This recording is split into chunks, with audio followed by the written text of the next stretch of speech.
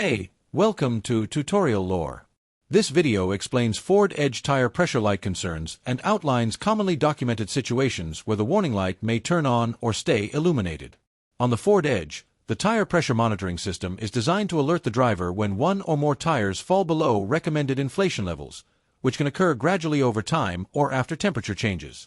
In some cases, the light may also appear after tire rotation, replacement, or sensor relearning procedures are not completed. Potential contributing factors that are documented across multiple Ford Edge model years include underinflated or overinflated tires, seasonal temperature drops that reduce air pressure, or uneven tire wear. Some versions may also experience the warning light remaining on due to sensor calibration requirements after service. In certain situations, the issue could be related to a tire pressure sensor that is not communicating correctly, although this can vary by model year and system design. This video explains commonly documented causes and patterns. Some cases can vary by model year mileage or prior repairs, so this information may not apply to every vehicle. A certified mechanic or dealership should be consulted for vehicle-specific diagnosis.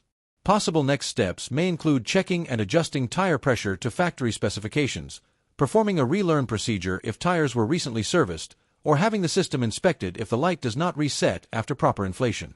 These steps are general guidance and may not resolve every case. Overall, tire pressure warning behavior on the Ford Edge can vary depending on driving conditions, maintenance history, and model year, so proper diagnosis is important to ensure safety and accuracy. If you do not understand something or have any questions, leave a comment below. This is not a commercial or paid promotion, but an informational video. If you have any copyright concerns or inquiries, refer to description for email.